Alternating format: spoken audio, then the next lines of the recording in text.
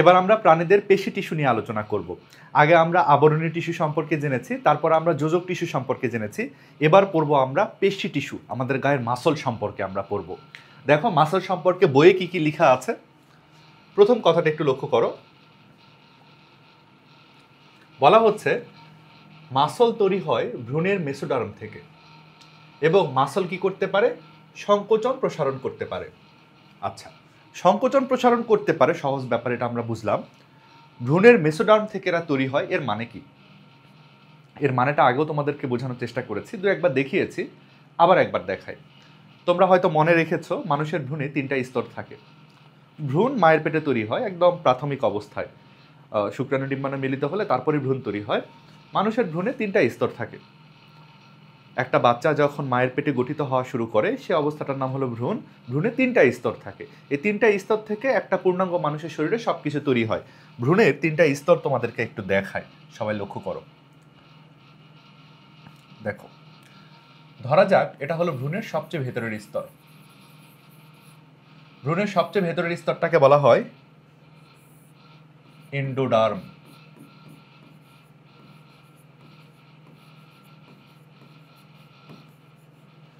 ভ্রূণের সবচেয়ে ভেতরের স্তরটাকে বলা হচ্ছে এন্ডোডার্ম। তার উপরে দেখো আরেকটা স্তর রয়েছে,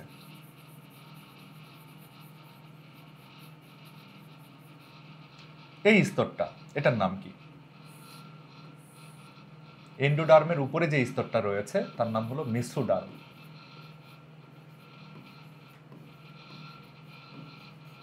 এবং ভ্রূণের সবচেয়ে বাইরে একটা স্তর রয়েছে,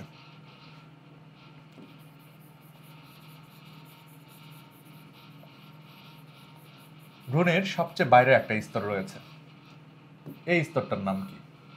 এটার নাম হলো একটোডার্ম।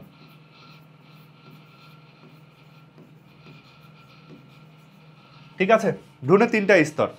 ভ্রূণের সবচেয়ে বাইরের স্তরের নাম হলো একটোডার্ম, মাঝের স্তরটার নাম মেসোডার্ম, আর সবচেয়ে ভেতরের স্তরের নাম হলো এন্ডোডার্ম। আমি আগেও তোমাদেরকে এই ব্যাপারে একটু ধারণা দিয়েছি। একটোডার্ম থেকে আমাদের গায়ের ত্বক তৈরি হয়। আমাদের গায়ের ত্বক তৈরি হয় একটোডার্ম থেকে। ত্বকের উপরে যা কিছু থাকে, লোম থাকে, নখ থাকে, সেগুলো তৈরি হয় একটোডার্ম থেকে। মেসোডার্ম থেকে তৈরি হয় আমাদের হাড্ডি এবং মাংস। আমাদের যে কোনো ধরনের অস্থি এবং পেশি তৈরি হয় মেসোডার্ম থেকে। অস্থি এবং পেশি তৈরি হয় মেসোডার্ম থেকে। আর এন্ডোডার্ম থেকে আমাদের পরিপাকতন্ত্র তৈরি হয়, নাড়িভুঁড়ি তৈরি হয়, খাদ্য হজমের পুরো সিস্টেম তৈরি হয় এখান থেকে, পরিপাকতন্ত্র। বুঝছো? আরো যদি ডিটেলসে জানতে চাই তাহলে দেখা যাবে মোটামুটি সব অঙ্গই এই 3টা লেয়ার থেকেই তৈরি হয়। একটা মানুষের শরীরের সমস্ত অঙ্গ এই 3টা লেয়ার থেকেই তৈরি হয়। ওটাই বলা হচ্ছে যে ভ্রূণের মেসোডার্ম থেকে আসলে মাসল বা পেশি তৈরি হয়। পেশি সংকোচন প্রসারণশীল, পেশি অলওয়েজ সংকোচন প্রসারণ করতে পারে। তারপরে দেখো পেশিতে কি বলা হচ্ছে, এই কথাটা খুব ইম্পর্টেন্ট। পেশির ব্যাপারে এই কথাটাই ইম্পর্টেন্ট। এখানে মাতৃকা প্রায় অনুপস্থিত, মানে পেশির মধ্যে তরল পদার্থ একদমই থাকে না। তরল পদার্থ বেশি কোথায় থাকে বলো? যোজক টিস্যুতে। যোজক টিস্যুতে তরল পদার্থ বেশি, মাতৃকার পরিমাণ বেশি, কিন্তু এখানে তরল পদার্থের পরিমাণ একদমই নাই। পেশিগুলো সাধারণত কেমন হয় বলো? সরু হয়, লম্বা হয় এবং তন্তুময় হয়। তন্তু থাকে, ফাইবার থাকে, পেশিতে প্রচুর পরিমাণে ফাইবার থাকে, আমরা সামনে গিয়ে সেটা জানবো। সেই তন্তুগুলোতে ডোরাকাটা দাগ থাকতে পারে, তাদেরকে বলা হয় ডোরাকাটা পেশি বা স্ট্রাইয়েটেড পেশি। ডোরাকাটা দাগ নাও থাকতে পারে, তখন তাদেরকে বলা হয় কি? মসৃণ পেশি বা স্মুথ মাসল। এটা এখন হয়তো তোমরা বুঝবে না, ছবি দেখালে, একে একে দেখালে তখন ভালো বুঝতে পারবে। পেশিগুলো সংকোচন প্রসারণের মাধ্যমে আমাদের কি কি হয়? অঙ্গগুলোর সঞ্চালন হয়। এই যে পেশি সংকোচন করছে, প্রসারণ করছে বলে কি আমি এই হাতটাকে সংকোচন প্রসারণ করতে পারছি, আমি হাতটাকে নাড়াচাড়া করতে পারছি, এটাই হলো অঙ্গের সঞ্চালন। চলন হয়। পেশিগুলোর সংকোচন প্রসারণের কারণে তোমার পা ভাঁজ হচ্ছে, পা সোজা করছো, এভাবে তুমি চলাচল করতে পারছো। পেশিগুলো আমাদের অভ্যন্তরীণ পরিবহন ঘটায়। আমাদের রক্তনালীতেও কিছু পেশি থাকে, আমাদের খাদ্যনালীতে কিছু পেশি থাকে, তাদের সংকোচন প্রসারণের কারণে আমাদের খাদ্য রক্ত দেহের মধ্যে পরিবাহিত হয়। তার মানে এরা কিন্তু অভ্যন্তরীণ পরিবহনেও কাজ করছে। পেশি 3 প্রকার, অবস্থান গঠন ও কাজের ভিত্তিতে পেশি 3 প্রকার: ঐচ্ছিক পেশি, অনৈচ্ছিক পেশি এবং হৃৎপেশি। ঠিক আছে, আমাদের বইয়ে 3 রকম পেশির প্রকারভেদের কথা বলা হচ্ছে। সেই প্রকারগুলো হচ্ছে অনেকটা এরকম: ঐচ্ছিক পেশি, ঐচ্ছিক পেশি, তারপরে রয়েছে হলো অনৈচ্ছিক পেশি,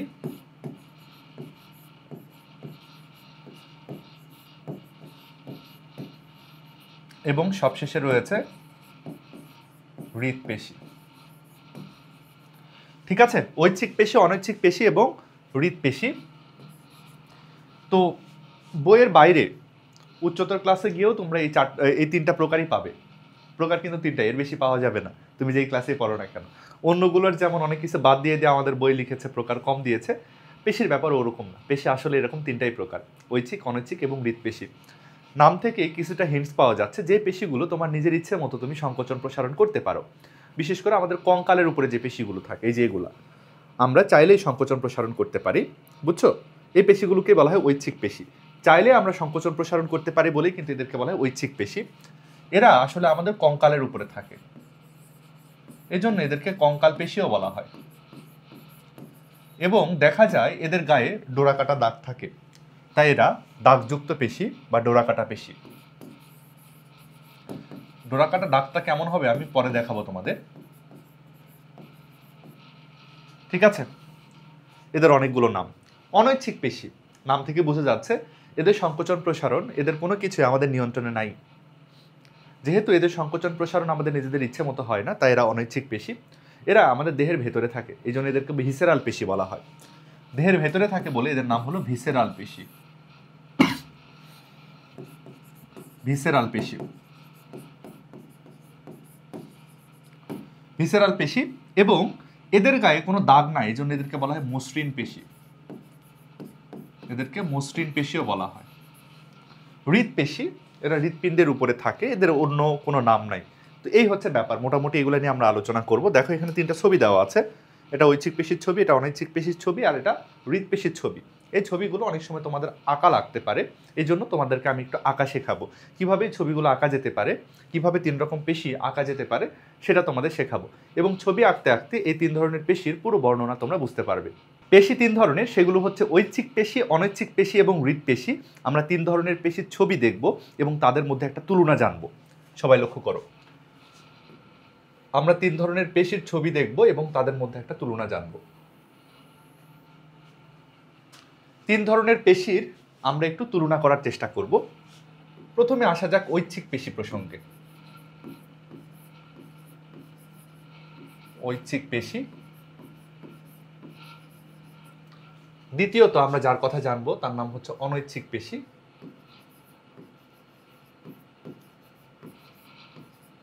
অনৈচ্ছিক পেশি। এবং তৃতীয়ত যেটা নিয়ে আমরা আলোচনা করব সেটা হচ্ছে হৃৎপেশি। তৃতীয়ত আমরা জানবো হৃৎপেশি সম্পর্কে।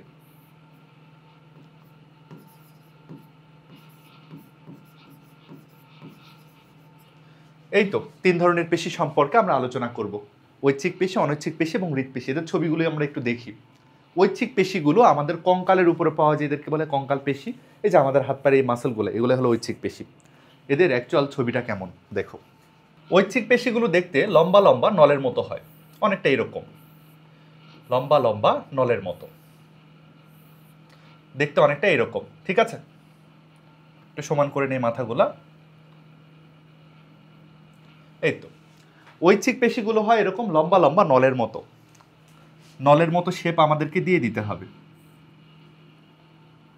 নলের মতো শেপ আমাদেরকে দিয়ে দিতে হবে।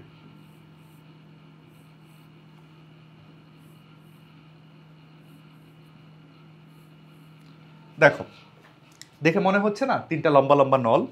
নলগুলোকে আরো সুন্দর করতে হবে আমাদের, সৌন্দর্য বর্ধনের কিছু কাজ করতে হবে, সেগুলো একটু করি। তোমরা মনে রাখবে ঐচ্ছিক পেশির একটু পর পর ডোরা কাটা দাগ থাকে, ঐচ্ছিক পেশির একটু পর পর ডোরা কাটা দাগ থাকে।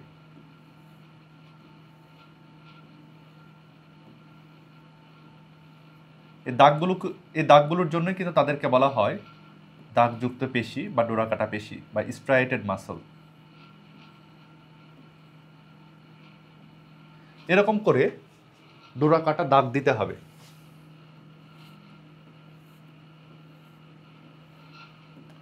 ঐচ্ছিক পেশির গায়ে এরকম ডোরা কাটা দাগ দিতে হবে।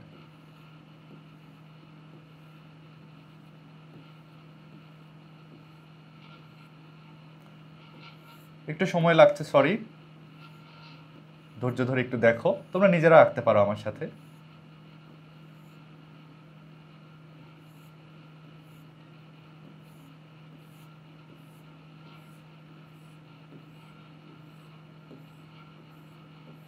ঠিক আছে, এরকম করে দাগ থাকবে একটু পর পর।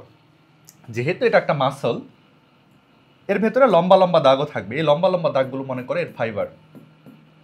লম্বা লম্বা দাগগুলো হচ্ছে এর ফাইবার বা তন্তু। মাসলের মধ্যে অনেক তন্তু থাকে বা ফাইবার থাকে। লম্বা লম্বা দাগগুলো হচ্ছে ফাইবার বা তন্তু। আর এই যে সাদা সাদা যে দাগগুলো মনে রাখবে, এগুলোই হচ্ছে সেই ডোরা কাটার দাগ। আসলে সাদা দাগ না, এই কালো যে মাঝখানে জায়গাটা আছে এটাই মূল ইম্পর্টেন্ট ব্যাপার। পেশির মধ্যে এরকম সাদা কালো দাগ কেন থাকে? সাদা দাগটা একটা প্রোটিনের, কালো দাগটা আরেকটা প্রোটিনের। কালো দাগটাকে বলা হয় মায়োসিন প্রোটিন, আর সাদা দাগটাকে বলা হয় অ্যাক্টিন প্রোটিন। এই অ্যাক্টিন প্রোটিন এবং মায়োসিন প্রোটিন পরপর সজ্জিত থাকে বলেই কিন্তু এরকম সাদা কালো দাগ দেখা যায়। আমি যদি লিখে দিই কালো জায়গাটার নাম, মানে কালো যে জায়গাটা তার নাম হচ্ছে মায়োসিন, মায়োসিন প্রোটিন। কালো জায়গাটা হচ্ছে মায়োসিন প্রোটিন, আর সাদা যে দাগটা সেটা হচ্ছে অ্যাক্টিন প্রোটিন।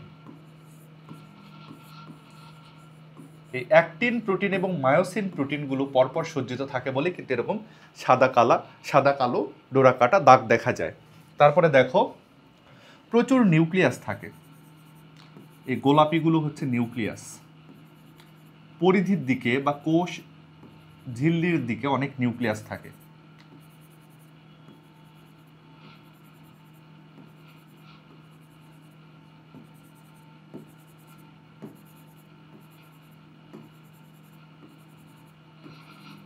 দেখো এগুলা কিন্তু বহু নিউক্লিয়াস, অনেকগুলা করে নিউক্লিয়াস রয়েছে। এই জিনিসগুলো তাহলে নিউক্লিয়াস, নিউক্লিয়াস রয়েছে। ঠিক আছে, আর লম্বা লম্বা এই যে হলুদ রঙের যে তন্তুগুলো দেখাচ্ছি আমি, এইগুলা কিন্তু হচ্ছে মাসল ফাইবার, বুঝছো, বা পেশি তন্তু এদের নাম। পেশির মধ্যে তন্তুগুলো থাকে, এদের নাম হলো পেশি তন্তু। ঐচ্ছিক পেশির চেহারা হয়ে গেল। ঐচ্ছিক পেশি দেখতে এরকম। ঠিক আছে, অনেক কিছু কিন্তু আমরা শিখলাম এখানে। বহু নিউক্লিয়াস রয়েছে, লম্বা লম্বা তন্তু রয়েছে ভেতরে, ডোরা কাটা দাগও রয়েছে। ঠিক আছে, এই হচ্ছে ঐচ্ছিক পেশির স্ট্রাকচার। এবার যদি আমরা অনৈচ্ছিক পেশির স্ট্রাকচারটা দেখার চেষ্টা করি, দেখব অনৈচ্ছিক পেশির কোষগুলো অনেকটা এরকম দেখতে হবে।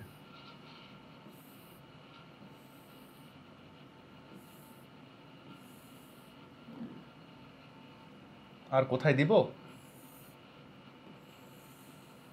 এরকম,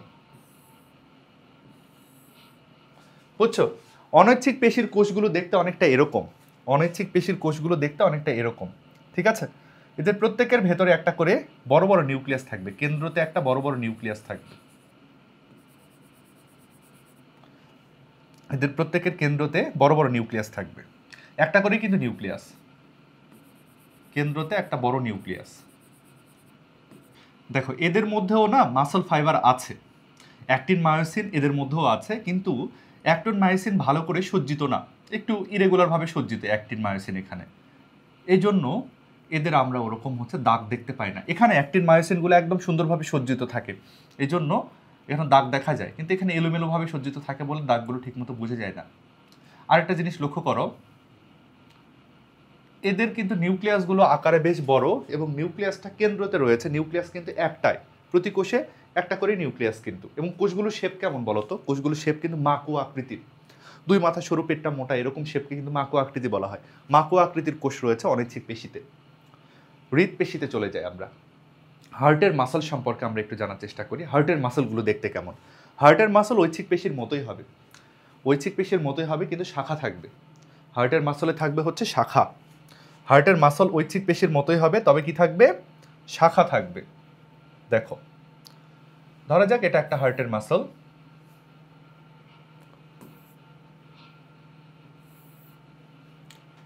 এখানে যেমন মাসল এখানেও তেমন মাসল। ঠিক আছে, কিন্তু কিন্তু সমস্যাটা কোথায় দেখো? সমস্যাটা কোথায় দেখো? কিন্তু দেখো এখান থেকে একটা শাখা বের হয়ে গেল, এখান থেকে একটা শাখা বের হয়ে গেল। খেয়াল করো,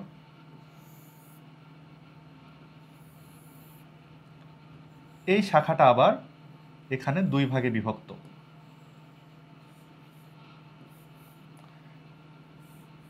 বুঝছো? আবার শাখা পাবো আমরা, ধরা যাক এখান থেকে কিন্তু আরেকটা শাখা বের হয়ে গেল,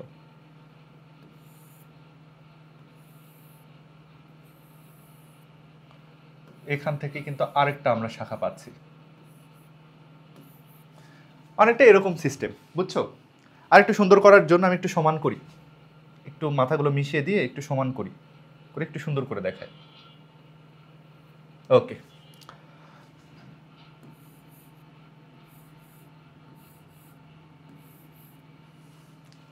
দেখো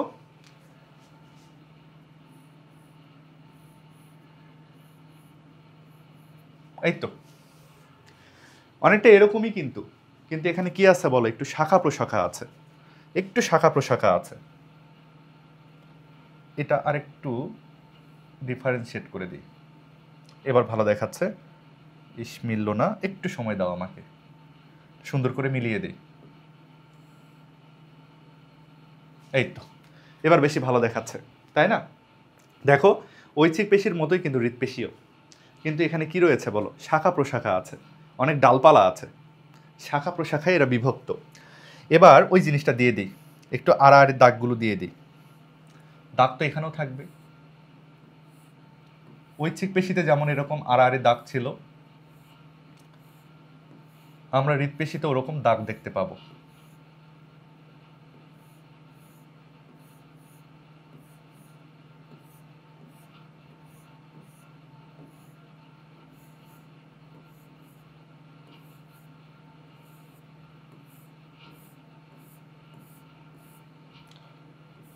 আমরা হৃৎপেশিতেও কি পাচ্ছি, দাগ পাচ্ছি।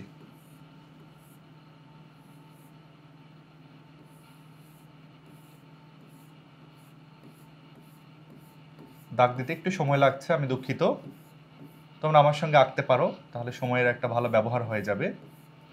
ছবি আঁকা আসলে সময় সাপেক্ষ ব্যাপার, যত সময় নিয়ে যত্ন করে আঁকবে তত ছবি সুন্দর দেখাবে। এই যে দাগ টাগ দিয়ে দিলাম সব, ঠিক আছে, দাগ দেওয়া হয়ে গেল আমাদের। এগুলাই হচ্ছে কি, আড়াআড়ি দাগ, এগুলাই হচ্ছে সে আড়াআড়ি দাগ। সাদা রঙের যে তন্তুটা তার নাম কি? সাদা রঙের তন্তুটার নাম হলো অ্যাক্টিন, আর কালো রঙের যে জায়গাটা এটার নাম হলো মায়োসিন। কালো জায়গাটার নাম হলো মায়োসিন, আর সাদা দাগটার নাম হলো অ্যাক্টিন। ঠিক আছে, অ্যাক্টিন মায়োসিন আমরা দেখতে পেলাম, শাখা প্রশাখাও আমরা দেখতে পাচ্ছি। এখানে লক্ষ্য করার মতো ব্যাপার যেটা, সেটা হলো নিউক্লিয়াস। দেখো এখানে একটা নিউক্লিয়াস, এখানে আরেকটা নিউক্লিয়াস, এখানে আরেকটা নিউক্লিয়াস, এখানে একটা নিউক্লিয়াস, এখানে একটা নিউক্লিয়াস, এখানে একটা নিউক্লিয়াস, এখানে একটা, এখানে একটা, এখানে একটা, এখানে একটা, এখানে একটা, এখানে একটা, এখানে একটা, এভাবে নিউক্লিয়াসগুলো কিন্তু সজ্জিত রয়েছে, ছড়াই ছিটায় রয়েছে। তাহলে এই জিনিসগুলোই হলো নিউক্লিয়াস, এগুলোই হলো নিউক্লিয়াস।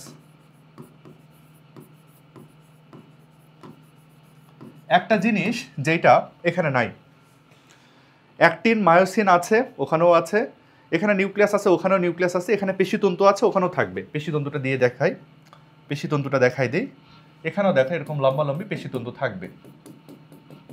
গঠন সেম, বুঝছো? ঐচ্ছিক পেশি আর হৃৎপেশির গঠন সেম, পেশিতন্তু এখানেও থাকবে। এই জিনিসগুলোর নাম হলো পেশিতন্তু। একটা জিনিস এখানে এক্সট্রা আছে, হৃৎপেশিতে একটা জিনিস এক্সট্রা আছে। তোমরা ভাবছো হয়তো আমি শাখার কথা বলবো না, শাখা ছাড়াও আরেকটা জিনিস এক্সট্রা আছে যেটা কিন্তু ঐচ্ছিক পেশির মধ্যে নাই, সেটা হচ্ছে এরকম বাউন্ডারি, এরকম বাউন্ডারি।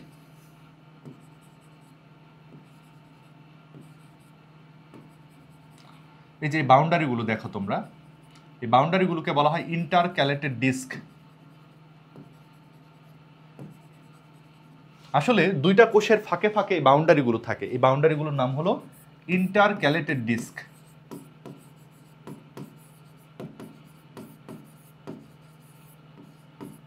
ইন্টারক্যালেটেড ডিস্ক, ঠিক আছে, তোমরা মনে রাখবে ইন্টারক্যালেটেড ডিস্ক হচ্ছে এমন জিনিস যেটা শুধু হৃৎপেশিতে থাকবে, ওটা ঐচ্ছিক পেশি অনৈচ্ছিক পেশি কোথাও নাই। ইন্টারক্যালেটেড ডিস্ক অ্যাকচুয়ালি কি, ধরো যাক এটা একটা কোষ, এটা একটা কোষ, দুটো কোষের মাঝখানের বাউন্ডারি, এক ধরনের কোষ ঝিল্লি এগুলা। ইন্টারক্যালেটেড ডিস্ক হচ্ছে আরেক ধরনের কোষ ঝিল্লি। অনেকেই একটা ভুল ধারণা রাখে, অনেকে মনে করে যে ডোরা কাটা দাগগুলাই মনে হয় ইন্টারক্যালেটেড ডিস্ক। আসলে তা নয়। ডোরা কাটা দাগ খুবই ক্ষুদ্র ক্ষুদ্র দাগ, ওগুলো আসলে মাসল ফাইবারে থাকে, পেশি তন্তুতে থাকে এই দাগগুলা। এই হচ্ছে তোমার ইন্টারক্যালেটেড ডিস্ক হচ্ছে এক ধরনের কোষঝিল্লি, কোষের বাউন্ডারিতে থাকে। আচ্ছা, এই হলো 3 রকম পেশির ছবি, ঐচ্ছিক পেশি, অনৈচ্ছিক পেশি এবং হৃৎপেশির ছবি কিন্তু আমরা দেখে ফেললাম, বুঝছো? ছবি জানা হলো মানে অনেক কিছু জানা হয়ে গেল। এবার একটু বই থেকে পড়ার চেষ্টা করি, বইয়ে কি বলা হচ্ছে। ঐচ্ছিক পেশি সম্পর্কে বইয়ে কি বলা হচ্ছে সেটা একটু দেখি। ঐচ্ছিক পেশির জন্য বলা হচ্ছে এদের অপর নাম হলো ডোরাকাটা পেশি বা স্ট্রাইটেড মাসল। কেন ডোরাকাটা? কারণ আমরা দেখতেই পাচ্ছি এদের গায়ে এরকম ডোরাকাটা দাগ রয়েছে, তাই এদেরকে ঐচ্ছিক পেশি বা ভলান্টারি পেশি কেন বলা হচ্ছে ইতিমধ্যে আমরা জানি। এদেরকে আমরা নিজেদের ইচ্ছে মতো সংকুচিত প্রসারিত করতে পারি, তাই এরা ঐচ্ছিক পেশি। এই পেশির সংকোচন প্রসারণ প্রাণীদের ইচ্ছে অনুযায়ী হয়। খুব সহজ কথা, ঐচ্ছিক পেশির কোষগুলো নলাকার। এই যে কোষগুলো নলাকার, দেখো তো কোষগুলো নলের মতো কিনা। হ্যাঁ, কোষগুলো দেখো লম্বা লম্বা নলের মতো। আচ্ছা, তারপরে কি বলা হচ্ছে? শাখাবিহীন। কোনো শাখা আছে? বলতো ঐচ্ছিক পেশির কোষগুলোর মধ্যে কি কোনো শাখা আছে? না, শাখা নাই, মানে হলো শাখাবিহীন। তারপরে কি বলা হচ্ছে? আড়াআড়ি ডোরাযুক্ত হয়, আড়াআড়ি ডোরা কাটা দাগ থাকে, আছে কি না বলো? এই যে আড়াআড়ি বা প্রস্থ বরাবর ডোরা কাটা দাগ রয়েছে, হ্যাঁ আছে। তারপর কি বলা হচ্ছে? এদের সাধারণত একাধিক নিউক্লিয়াস থাকে। একটা কোষের মধ্যে অনেক নিউক্লিয়াস আছে কিনা বলো? এটার মধ্যে 1 2 3 4 5 6 7 8 অনেক নিউক্লিয়াস রয়েছে। পুরোটা মিলে কিন্তু একটা পেশি কোষ। একটা কোষের মধ্যে বহু নিউক্লিয়াস বিশিষ্ট এরা।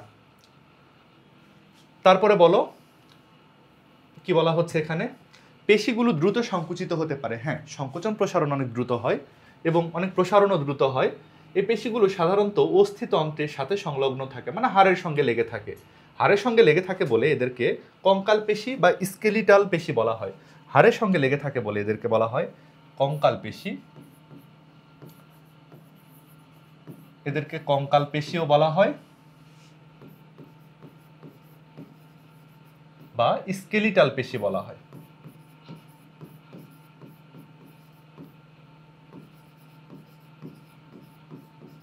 ঠিক আছে, এদেরকে কঙ্কাল পেশি বা স্কেলিটাল মাসল বলা হয়, কারণ হাড়ের সাথে বা কঙ্কালের সঙ্গে লেগে থাকে তাই। অনৈচ্ছিক পেশি সম্পর্কে কি বলা হচ্ছে?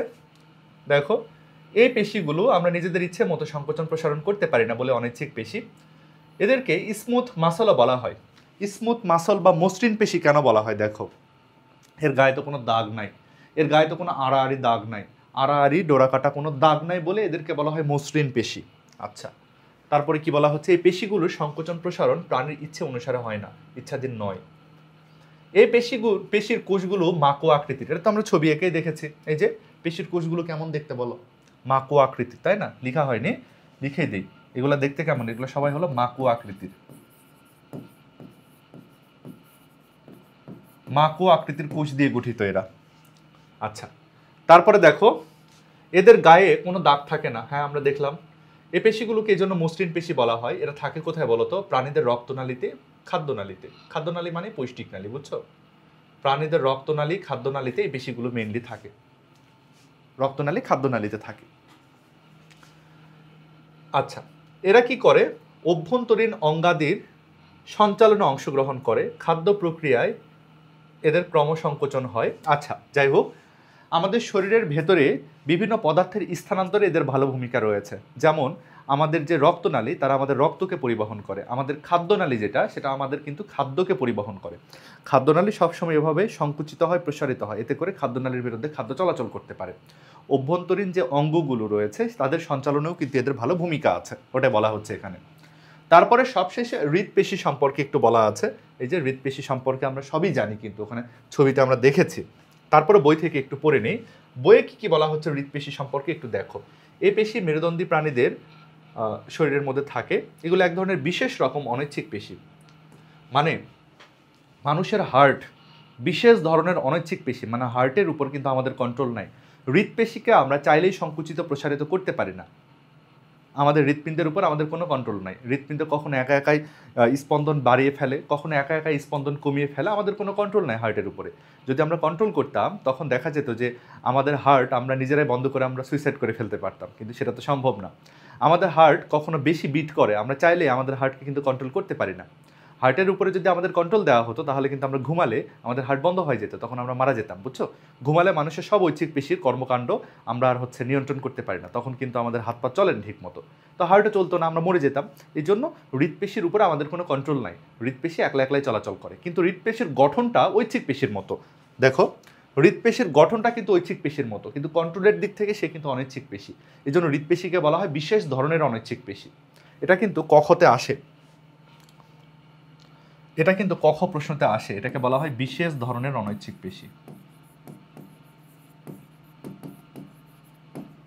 বিশেষ ধরনের অনৈচ্ছিক পেশি।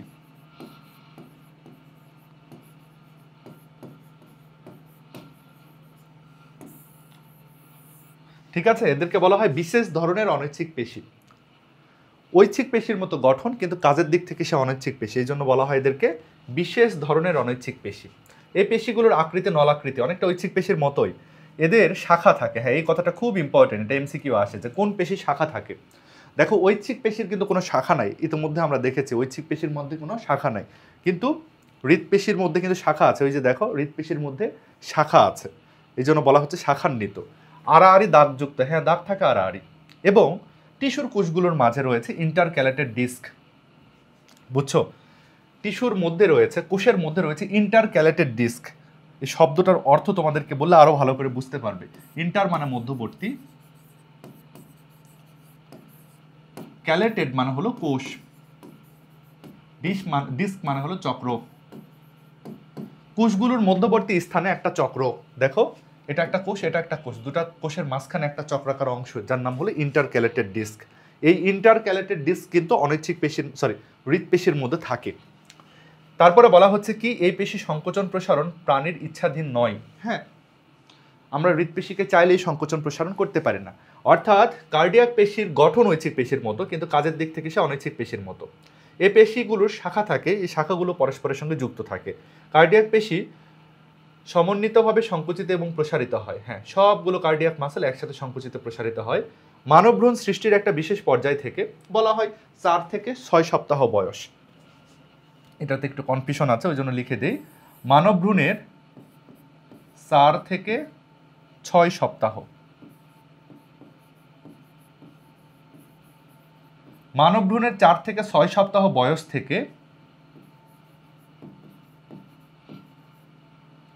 থেকে হৃদস্পন্দন শুরু হয়।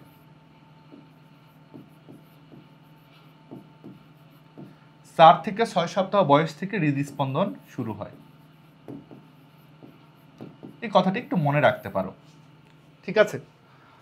তখন থেকে হৃদস্পন্দন শুরু হয়, হৃদস্পন্দন আর কখনো থামে না, মৃত্যুর আগ পর্যন্ত এটা চলতেই থাকে।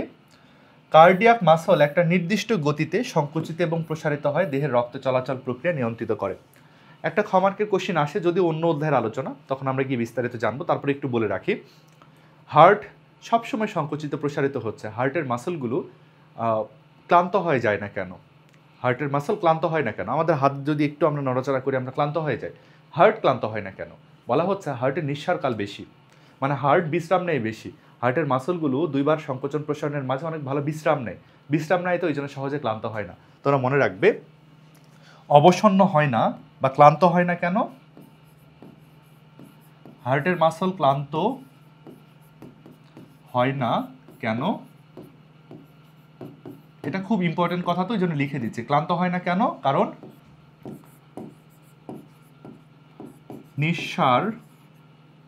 নিঃশ্বাস কাল বেশি, বিশ্রামের সময় বেশি, মানে ভালো বিশ্রাম নেয়, কিন্তু ও স্লো সংকোচন প্রসারণ করতে থাকে, মাঝে ভালো বিশ্রাম নেয়, এই জন্য তার কিন্তু ক্লান্তি কম, হার্টের মাসলের ক্লান্তি কম। এই ব্যাপারটা একটু মনে রাখতে হবে, ঠিক আছে? একটা জিনিস বলতে ভুলে গেছি, এই যে অনৈচ্ছিক পেশি বা মসৃণ পেশি, এগুলো আমাদের দেহের ভেতরে থাকে, বলে এদেরকে বলা হয় ভিসেরাল পেশি। এদের নাম হলো ভিসেরাল পেশি। এরা দেহের ভেতরে থাকে বলে এদেরকে বলা হয় ভিসেরাল পেশি, কথাটা একটু মনে রাখতে পারো। আমরা অনৈচ্ছিক পেশি, ঐচ্ছিক পেশি এবং হৃৎপেশি সম্পর্কে একটা প্রাথমিক ধারণা কিন্তু পেলাম, তাই না? এখন ধারণাটাকে পাকাপোক্ত করতে আমরা এই টেবিলটা কমপ্লিট করব। এই টেবিলটা যদি আমরা কমপ্লিট করতে পারি তাহলে বুঝে যাবে যে আমাদের কনসেপ্টটা ক্লিয়ার হয়েছে। তোমরা আমার সঙ্গে সবাই এই টেবিলটা কমপ্লিট করো। আমি লিখার আগে আগে যেন তোমরা লিখে ফেলতে পারো, ঠিক আছে? আমি লিখতে পারার আগে যেন তোমরা লিখে ফেলতে পারো। নিয়ন্ত্রণ, ঐচ্ছিক পেশির উপরে আমাদের নিয়ন্ত্রণ আছে না নাই? এদের সংকোচন প্রসারণ আমাদের ইচ্ছের উপর নির্ভর করে কিনা? এদের নিয়ন্ত্রণ আমাদের আছে কিনা? হ্যাঁ, আছে। এদেরকে চাইলে আমরা নিয়ন্ত্রণ করতে পারি। অনৈচ্ছিক পেশি যারা, তাদের উপর আমাদের নিয়ন্ত্রণ আছে না নাই? আমাদের নিয়ন্ত্রণ নাই। হৃদপেশি যারা, তাদের উপর আমাদের নিয়ন্ত্রণ আছে না নাই? হৃদপেশিকেও আমরা চাইলেই কন্ট্রোল করতে পারি না, এদের সঙ্গে আমাদের কোনো কন্ট্রোল নাই। অবস্থান, ঐচ্ছিক পেশি কোথায় অবস্থান করে? এরা কঙ্কালের উপরে অবস্থান করে। ঐচ্ছিক পেশিগুলো থাকে কঙ্কালের উপরে। ঐচ্ছিক পেশিগুলো কঙ্কালের উপরে অবস্থান করে। অনৈচ্ছিক পেশিগুলো কোথায় থাকে বলো? দেহের ভেতরে। রক্তনালী, শ্বাসনালী, খাদ্যনালী, এগুলো কোথায়? দেহের ভেতরে। অনৈচ্ছিক পেশি থাকে হলো দেহের ভেতরে।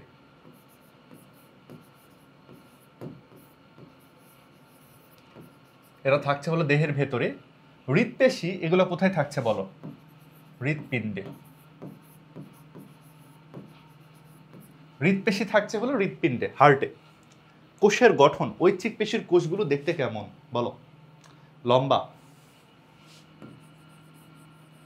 নলাকার, নলের মতো, বুঝছো? নলাকার। শাখা আছে না নাই? শাখাহীন, শাখাহীন, এই তো। অনৈচ্ছিক পেশির কোষগুলো দেখতে কেমন? মাকুয়া আকৃতির।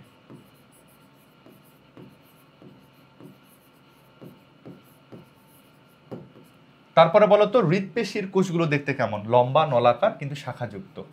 ওই একই রকম, শুধু শাখা থাকবে। নলাকার, শাখাযুক্ত। এখানে শাখাবিহীন, আর এটা হচ্ছে শাখাযুক্ত। এটাই শুধু ডিফারেন্স এদের মধ্যে। ওকে, এবার দেখো নিউক্লিয়াস। ঐচ্ছিক পেশির প্রতিটা কোষে কতগুলো করে নিউক্লিয়াস? বহু নিউক্লিয়াস। বহু নিউক্লিয়াস। নিউক্লিয়াসগুলো কোথায় থাকে? কোষের পরিধির দিকে বা কোষঝিল্লির কাছে। কোষের পরিধিতে থাকে। বহু নিউক্লিয়াস থাকে এবং নিউক্লিয়াসগুলো কোষের পরিধির দিকে থাকে। অনৈচ্ছিক পেশির প্রতিটা কোষে কয়টা করে নিউক্লিয়াস বলো? একটি করে নিউক্লিয়াস। এবং নিউক্লিয়াসগুলো কোষের কেন্দ্রতে থাকে। কোষের কেন্দ্রে নিউক্লিয়াসগুলো থাকে। হৃদপেশির প্রতিটা কোষে কয়টা করে নিউক্লিয়াস? একটি বা দুটি হতে পারে, একটি লিখি। তারাও কোষের কেন্দ্রে থাকে। কোষের কেন্দ্রে থাকে। এটা কিন্তু এই পার্থক্যটা কিন্তু বা তুলনাটা কিন্তু পরীক্ষার জন্য খুব গুরুত্বপূর্ণ। পরীক্ষা আসলে একটু তোমরা ডিটেলসে লিখবে। আমি অনেক সংক্ষেপে লিখেছি, তোমরা একটু ডিটেলসে লিখবে। ঐচ্ছিক পেশির মধ্যে আড়াআড়ি ভাবে দাগগুলো আছে না নাই? আছে। এই জন্য এদেরকে দাগযুক্ত পেশিও বলা হয়। অনৈচ্ছিক পেশির এই দাগগুলো আছে না নাই? নাই। অনৈচ্ছিক পেশির গায়ে কোনো আড়াআড়ি দাগ থাকে না। এদিকে হৃদপেশির গায়ে দাগ আছে না নাই? দাগ আছে। ঠিক আছে। ইন্টারক্যালেটেড ডিস্ক, ঐচ্ছিক পেশির কিন্তু কোনো ইন্টারক্যালেটেড ডিস্ক নাই। অনৈচ্ছিক পেশির মধ্যে ইন্টারক্যালেটেড ডিস্ক নাই। ইন্টারক্যালেটেড ডিস্ক শুধু হৃদপেশির বৈশিষ্ট্য, এটা আমরা আগে দেখেছি। তারপরে দেখো শক্তি। ঐচ্ছিক পেশির সংকোচন প্রসারণের জন্য শক্তি কেমন? শক্তি বেশি, এরা খুব শক্তিশালী, পাওয়ারফুল। অনৈচ্ছিক পেশি, এদের শক্তি কেমন? এদের শক্তি বেশি না কম? কম শক্তি। রক্তনালী, শ্বাসনালীর গায়ে অত শক্তি নাই। হৃদপেশির গায়ে আবার শক্তি কিন্তু বেশি, ঐচ্ছিক পেশির মতো এরা শক্তিশালী। কাজ কি? ঐচ্ছিক পেশির কাজ কি? এরা কি করে? দেহকে চলাচলে সাহায্য করে। অঙ্গের সঞ্চালনে সাহায্য করে। দেহকে চলাচল করতে সাহায্য করে। অনৈচ্ছিক পেশি যেটা, তার কাজ কি? ওই যে রক্তনালী, খাদ্যনালী, এগুলাতে যেহেতু থাকে, পদার্থের পরিবহনে কাজ করে এরা।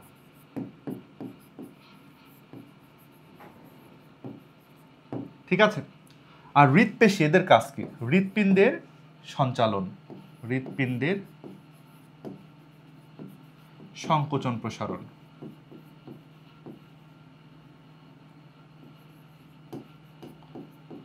সংকোচন প্রসারণ। হৃৎপিণ্ডের সংকোচন প্রসারণে এরা কাজ করছে। ঠিক আছে, এই তো আমরা 3 ধরনের পেশির একটা তুলনা কিন্তু জানতে পেরেছি। খুবই সহজ ব্যাপার ছিল, তাই না? আচ্ছা, পেশির ব্যাপারে যা যা আমাদের জানার ছিল আমরা প্রথম থেকে কি কি পড়লাম দেখো। আমরা প্রথম থেকে কি কি পড়লাম? আমরা পেশির বিভিন্ন বৈশিষ্ট্য জানার চেষ্টা করেছি, পেশির প্রকারভেদ সেটা আমরা জানার চেষ্টা করেছি, ওখান থেকে জেনেছি পেশি কোত্থেকে উৎপত্তি লাভ করে। তারপর আমরা কি জানলাম দেখো, পেশির একটা প্রকারভেদ জানলাম, কিন্তু ঐচ্ছিক পেশি, অনৈচ্ছিক পেশি, হৃৎপেশি, এরকম একটা প্রকারভেদ জানলাম। এদের মধ্যে আমরা কিন্তু একটু ছবি এঁকে তুলনাগুলো বোঝার চেষ্টা করেছি, বৈশিষ্ট্যগুলো বোঝার চেষ্টা করেছি। তারপরে আমরা বই থেকে যে যে বৈশিষ্ট্যগুলো দেওয়া ছিল, ঐচ্ছিক পেশি, অনৈচ্ছিক পেশি এবং হৃৎপেশি যা বৈশিষ্ট্য ছিল সবই পড়েছি। তারপরে আমরা এই টেবিলটা কমপ্লিট করেছি। এই টেবিলটা কিন্তু তোমাদের সিকিউর জন্য খুব গুরুত্বপূর্ণ। উদ্দীপকে টেবিল অনেক সময় আসতে পারে যে ঐচ্ছিক পেশি, অনৈচ্ছিক পেশি এবং হৃৎপেশির মধ্যে তুলনা করো। আবার এই জিনিসটাও আসতে পারে পরীক্ষায়, এইটা ছবি আঁকো, ছবি আঁকতে বলতে পারে। যেটাই আসুক আশা করি তোমরা পারবে। আমরা বইয়ের মধ্যে থেকেই সব দরকারি ব্যাপারগুলো বোঝার চেষ্টা করেছি।